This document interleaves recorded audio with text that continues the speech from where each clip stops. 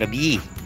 Kahit Sabado ngayon ng gabi ay magbubuting-ting tayo, no? Kasi naubusan tayo ng time sa umaga. Dami nating ginagawa. Alright, so sa episode na ito ay tayo ay magpapalit ng radiator fan. Kasi yung ating radiator fan ay nasira nung nag-overheat yung ating makina. Gawa nga po ng pag-ulyanin natin, tumatanda na tayo. Marami na tayo nakakalimutan, no?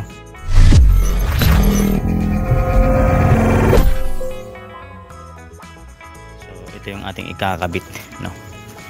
Siyempre in-order natin sa ating Shopee My Collections page. Yan. Kasi papakita ko sa inyo kung ano yung problema, bakit ko papalitan yung aking radiator fan. Okay, so dito tayo. Noong, hindi ko na makaalala kung anong araw yon, Tuesday yata. So guys, ito tinanggal ko noon yung oil cap niya kasi nag top up ako ng oil.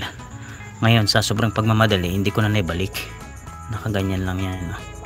Tapos nang umandar, nahulog siya, tapos pumunta siguro dito, tapos dyan ganyan siya, naipit siya dyan. Oh no!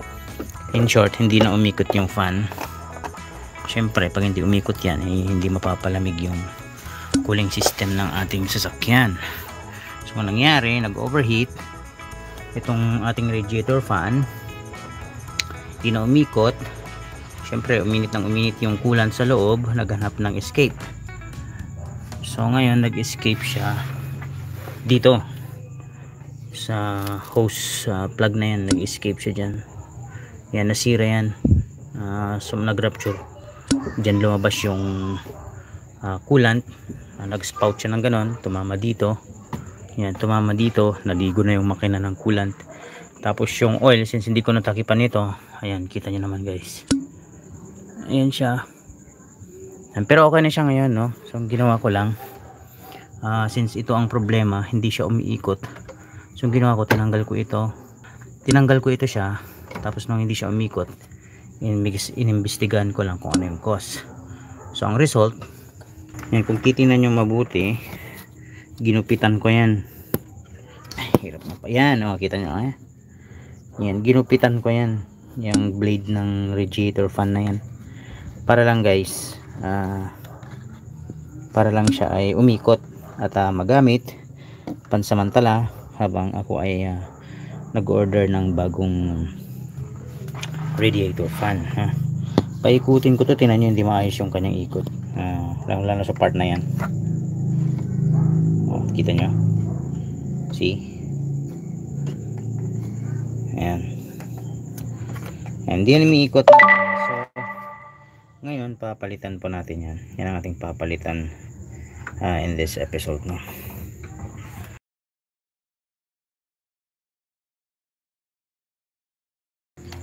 Okay, so yan, box natin guys, yung radiator fan nating binili.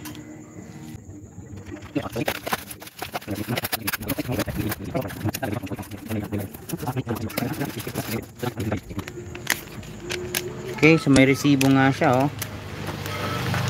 So ito yung pinagbilang ko, ayan, kita nyo naman guys, may resibo siya. Kung magkano, mura lang, 740. So tanggalin na natin ito, lagay muna natin dito at lalagay natin mamaya kasi babaklasin pa natin yung radiator fan. So ito, since may coolant na yan, tatanggalin ko yung coolant, pero para hindi sayang, isi-save ko na lang yung coolant na yan, no? So ang ating gagawin, tatanggalin natin ito, ayan, ganyang hose clamp. Tanggalan natin yan, dahan-dahan lang nating tanggalin, i-unplug, kasi pagka binigla mo yan baka maputol yung plastic na, kasi ano lang yan guys, ayan, ito kasi plastic lang ito, so pag binigla mo yan baka maputol, another problem na naman. Okay, there you go. So tanggalan natin siya. Sunod nating tanggalin ay itong radiator fan connector, power connector.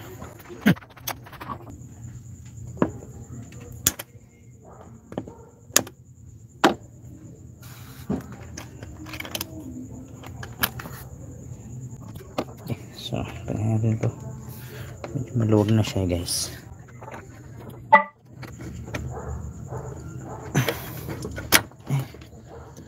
Natatanggal pala to.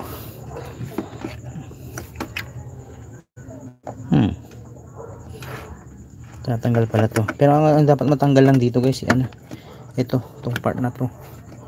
Kasi hindi siya natanggal. Ayan. Basta tanggalin ko na lang ng buo. Dito na lang siya. Yan. Pero pwede matanggal tong socket na to. Okay, linisin na rin natin yun mamaya. Okay, so natanggal na natin yung connector. Tanggalin natin yung connector ng EIC valve para hindi siya masagi-sagi mamaya. Ayan. Okay. Then, ito pa. Ayan. Kasama kasi mamaya.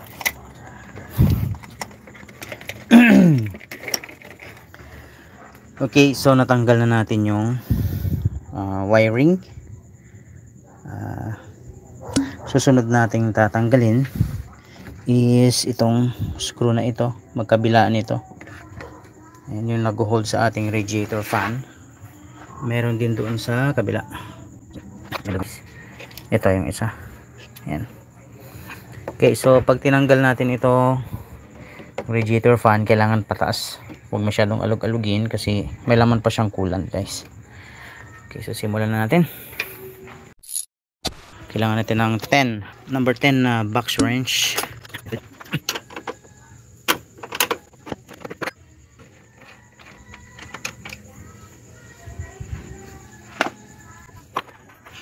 Yung isa.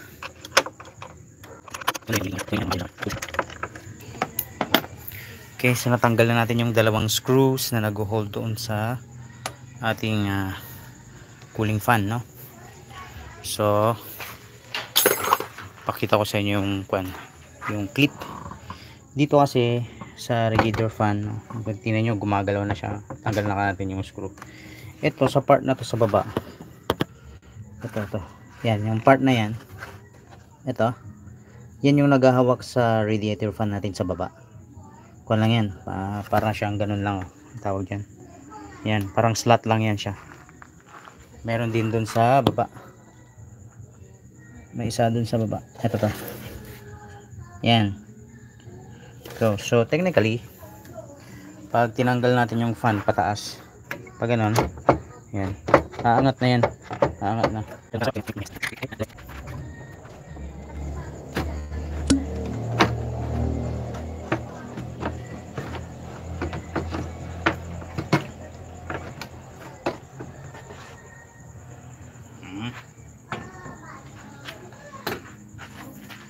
Yan, ito na siya. Ito yung tinutukoy ko sa inyo. Nag-warp siya. So pag inikot mo yan, ganyan yung ikot niya.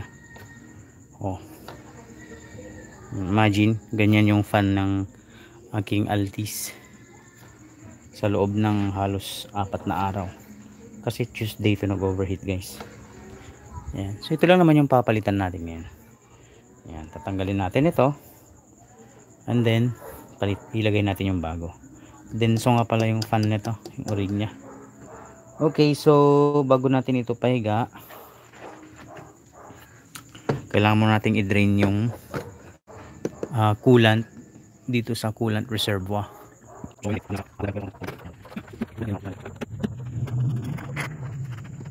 Okay, so itong hose tanggalin na natin na ganyan. So meron siyang hook dito, ganyan. Then bubuhos lang natin.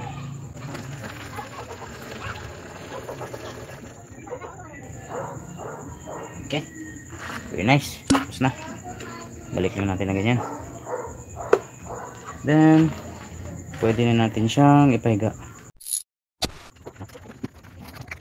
Ito na siya guys. Okay, so bago natin tanggal, spray mo natin ng WD-40. Yan. So since ang fan niyang paikot ay ganun, ang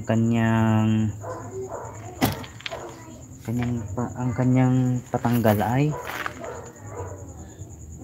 pagano din. Ito, number 8.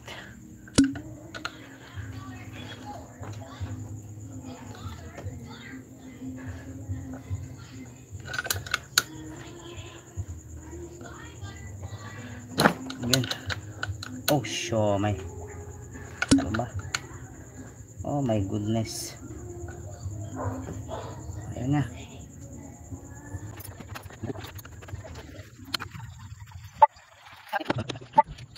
Thousands of tears later.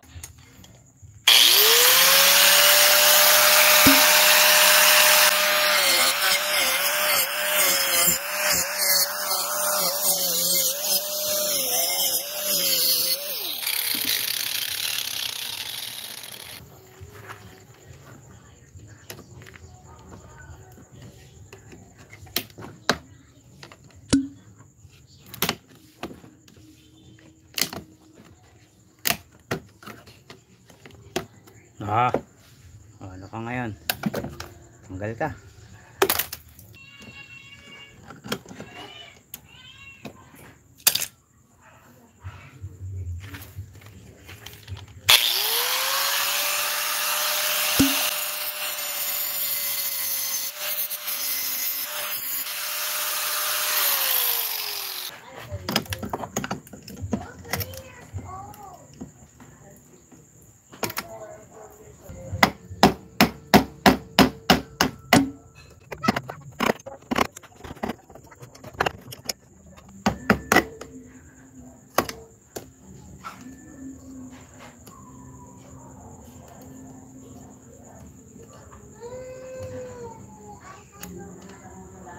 Ay, lintik na to. Tanggal na guys. Kaso kinailangan kong sirain eh. Linisin na rin natin ang contacts cleaner ang motor nya.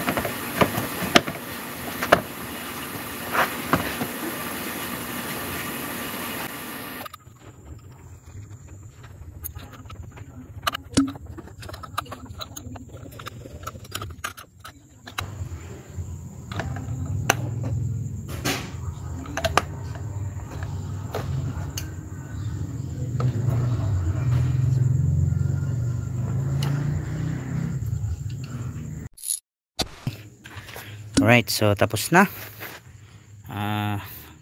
Patience lang talaga. So yan yung ating trinabaho ngayon. Ayan, so okay na siya. Ayan, so umikot na siya ng maayos. So dinagdagan lang natin ng washer doon sa ilalim. Nang sa ganun ay medyo umangat ng konti ito at hindi na sumagi. Ngayon okay na siya. So pwede na natin siyang ibalik. Pero bago yun, lagyan natin ng contacts cleaner yung kanyang connector dahil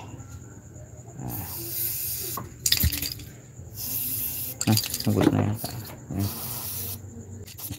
Okay, so ngayon guys, pwede na nating ibalik yung radiator. Fan.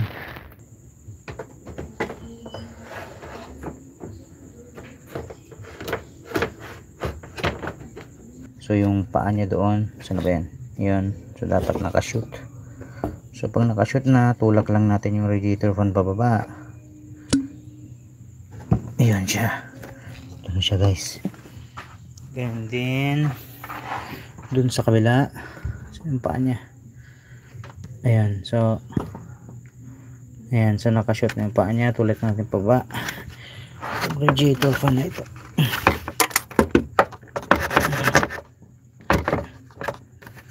Ayan, ayan, so nakashoot na siya. Ayan, so nakalagay na guys. Susunod natin gagawin, lagay natin itong AIC socket. Kamakalimutan kasi natin. Ayan, then sa uli natin itong fan connector nya. Ayan siya dito. Then yung kabila. Ayan. Okay. Nakaset na yan, no? So ilalagay na lang natin yung screw. Babalik na lang natin.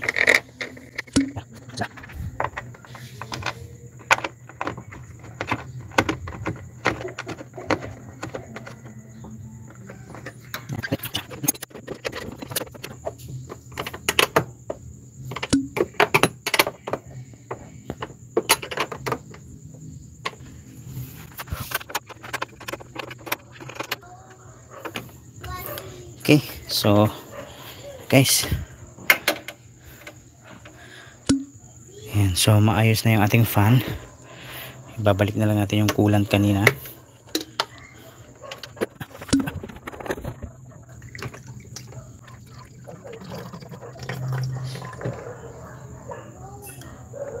Okay, so babalik natin.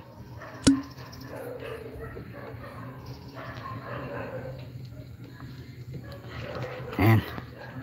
Okay, so ang hinihintay na lang nito guys ay testing.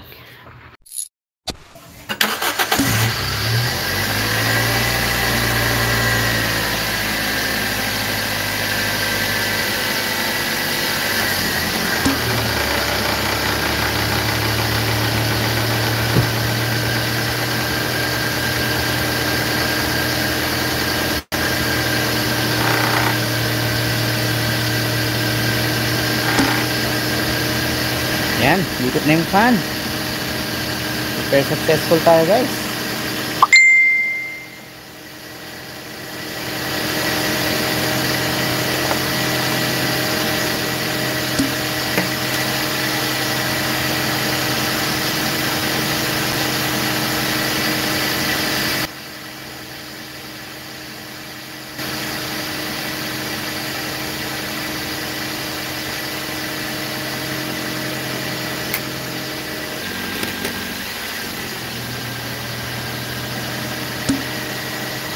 Diba? Automatic.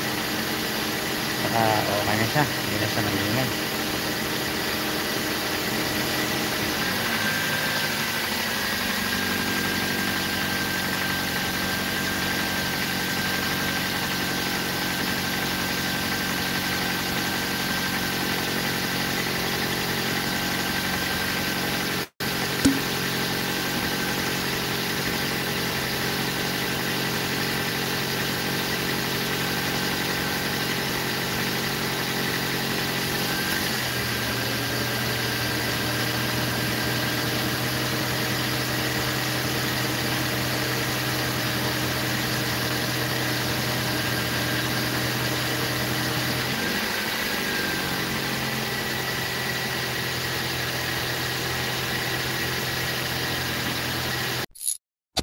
Ayan nga, at successful ang ating DIY replacement ng radiator fan.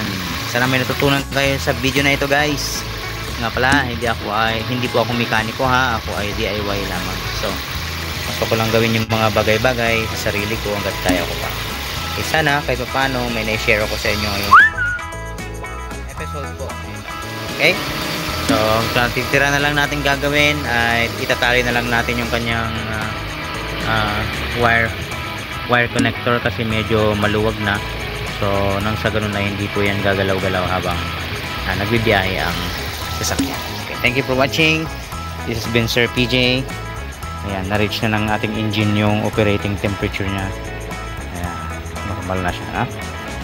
Okay, sige po. See you next video. Ang susunod natin gagawin, papalitan naman natin yung intake hose na ito. Kasi ito po guys ay naapektuhan. Kita nyo merong mga may crack ito dito eh. Ayan. Ayan, may crack siya dyan. Ayan. Bumili po tayo ng bagong radiator hose. Pero bukas na lang siguro natin papalitan yan kasi gabi na. Okay, Godspeed. See you next video. Bye.